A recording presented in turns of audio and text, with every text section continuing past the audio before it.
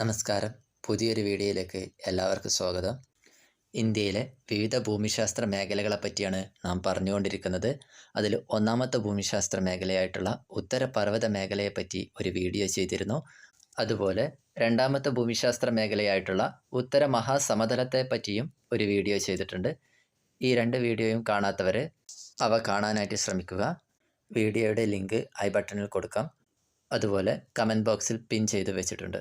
ഇന്നിവിടെ ചർച്ച ചെയ്യുന്നത് ഇന്ത്യയുടെ മൂന്നാമത്തെ ഭൂമിശാസ്ത്ര മേഖലയായിട്ടുള്ള ഉപദ്വീപീയ പീഠഭൂമിയെ പറ്റിയാണ് പറയുന്നത്.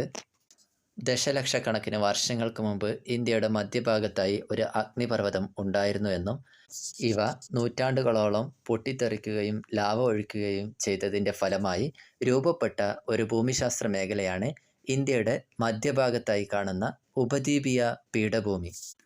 ഉപദ്വീപീയ പീഠഭൂമിയുടെ പ്രധാനപ്പെട്ട സവിശേഷതകളാണ് ഇനി നമ്മൾ നോക്കുന്നത്. ഒന്നാമതായിട്ട് പറയുന്നത് വളരെ പഴക്കമേറിയ ഒരു ഭൂപ്രദേശമാണ് ഇത്. മറ്റു ഭൂമിശാസ്ത്ര മേഖലകളെ വെച്ച് നോക്കുന്ന സമയത്ത് വളരെ പഴക്കം ചെന്ന ഒരു ഭൂമിശാസ്ത്ര മേഖലയാണ് ഉപദ്വീപീയ പീഠഭൂമി എന്ന് പറയപ്പെടുന്ന ഈ ഭൂപ്രദേശം. രണ്ടാമത്തെ സവിശേഷതയാണ് വളരെ കടുപ്പമേറിയ ഒരു ഭൂപ്രദേശമാണിത്. നമുക്കറിയാൻ പറ്റും, ഉത്തരപർവ്വത മേഖല എന്ന് പറയുന്ന ഹിമാലയൻ മേഖല ഒരു മടക്ക് പർവ്വതമാണ്. അതിപ്പോഴും വളർന്നുകൊണ്ടിരിക്കുന്നു എന്നാണ് ശാസ്ത്രം പറയുന്നത്. അതുപോലെ തന്നെ ഉത്തര മഹാസമതല പ്രദേശമാണെങ്കിൽ എക്കൽ മണ്ണിനാൽ സമൃദ്ധമാണ്. ആ ഭൂപ്രദേശവും ഉറപ്പ് കുറഞ്ഞ ഒരു ഭൂപ്രദേശമാണ്. എന്നാൽ ഉപദ്വീപീയ പീഠഭൂമി വളരെ കടുപ്പമേറിയ ശിലകളാൽ നിർമ്മിതമാണ്. ഇതാണ് ഉപദ്വീപീയ പീഠഭൂമിയുടെ രണ്ടാമത്തെ സവിശേഷത. മൂന്നാമതായി പറയുന്നത് കറുത്ത മണ്ണാണ് ഇവിടെ കാണപ്പെടുന്നത്. അഗ്നിപർവ്വത സ്ഫോടനത്തിൻ്റെ ഫലമായി പുറത്തെത്തുന്ന ലാവ ഘനീഭവിച്ചുണ്ടാവുന്ന ബസാൾട്ട് ശിലകളാൽ സമൃദ്ധമായിട്ടുള്ള കറുത്ത മണ്ണാണ് ഈ ഭൂപ്രദേശത്ത് പ്രധാനമായും കാണപ്പെടുന്നത്. ഈ കറുത്ത മണ്ണ് പരുത്തി കൃഷിക്ക് വളരെ അനുയോജ്യമായിട്ടുള്ള മണ്ണാണ്. അതുകൊണ്ട് തന്നെ കറുത്ത മണ്ണിനെ കറുത്ത പരുത്തി മണ്ണ് എന്നും വിളിക്കുന്നുണ്ട്. ഉപദ്വീപീയ പീഠഭൂമിയിൽ ധാരാളം പർവ്വതനിരകൾ കാണാനായി സാധിക്കും. ഉപദ്വീപീയ പീഠഭൂമിയിലെ ഏറ്റവും ഉയരം കൂടിയ ഭാഗമാണ് ആനമുടി എന്നറിയപ്പെടുന്ന കൊടുമുടി. കേരളത്തിൽ സ്ഥിതി ചെയ്യുന്ന ആനമുടിയാണ് ഉപദ്വീപീയ പീഠഭൂമിയിലെ ഏറ്റവും ഉയരം കൂടിയ ഭാഗം.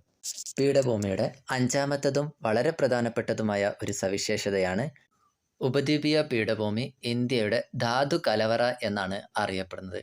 എന്തുകൊണ്ടാണ് ഉപദ്വീപീയ പീഠഭൂമിയെ ഇന്ത്യയുടെ ധാതു കലവറ എന്ന് വിളിക്കാനുള്ള കാരണമെന്ന് ചോദിക്കാം. ഇന്ത്യയിൽ ഏറ്റവും കൂടുതലായിട്ട് ധാതു നിക്ഷേപങ്ങൾ കാണപ്പെടുന്നത് ഉപദ്വീപീയ പീഠഭൂമിയുടെ ഭൂമിക്കടിയിലാണ്. സ്വർണം, വെള്ളി, ഇരുമ്പ്, അലൂമിനിയം, കൽക്കരി ഇങ്ങനെയുള്ള ധാതുക്കളെല്ലാം കാണപ്പെടുന്നത് ഉപദ്വീപീയ പീഠഭൂമിയുടെ ഭൂമിക്കടിയിലാണ്. അതുകൊണ്ടാണ് ഉപദ്വീപീയ പീഠഭൂമിയെ ഇന്ത്യയുടെ ധാതു കലവറ എന്ന് വിളിക്കുന്നത്. ഉപദ്വീപീയ പീഠഭൂമിയുടെ മറ്റൊരു സവിശേഷതയാണ് ഉപദ്വീപീയ പീഠഭൂമിയുടെ ഉയരമേറിയ ഭാഗങ്ങളിൽ നിന്നും ധാരാളം നദികൾ ഉത്ഭവിച്ച് താഴോട്ടൊഴുകുന്നുണ്ട്. ഇത്തരം നദികളെ നമ്മൾ ഉപദ്വീപീയ നദികളെന്നാണ് വിളിക്കപ്പെടുന്നത്. ഉപദ്വീപീയ പീഠഭൂമിയെപ്പറ്റി അടിസ്ഥാനപരമായി അറിഞ്ഞിരിക്കേണ്ട കുറച്ച് കാര്യങ്ങളാണ് വീഡിയോയിൽ പ്രതിപാദിച്ചത്. ഉപദ്വീപീയ പീഠഭൂമിയുടെ പ്രധാനപ്പെട്ട സവിശേഷതകൾ എന്ത് എന്നും ഉപദ്വീപീയ പീഠഭൂമിയെ എന്തുകൊണ്ടാണ് ഇന്ത്യയുടെ ധാതു കലവറ എന്ന് വിളിക്കുന്നതെന്നും കറുത്ത മണ്ണിനെ എന്തുകൊണ്ട് കറുത്ത പരുത്തി മണ്ണ് എന്ന് വിളിക്കുന്നതെന്നും കൃത്യമായിട്ട് മനസ്സിലാക്കി വെക്കുക. വീഡിയോ ഉപകാരപ്രദമായെങ്കിൽ കൂട്ടുകാർക്ക് ഷെയർ ചെയ്ത് കൊടുക്കുക. വീഡിയോ ആദ്യമായാണ് കാണുന്നതെങ്കിൽ ചാനൽ സബ്സ്ക്രൈബ് ചെയ്യുക. പുതിയൊരു വീഡിയോയുമായി വീണ്ടും വരും. അതുവരേക്കും നന്ദി, നമസ്കാരം.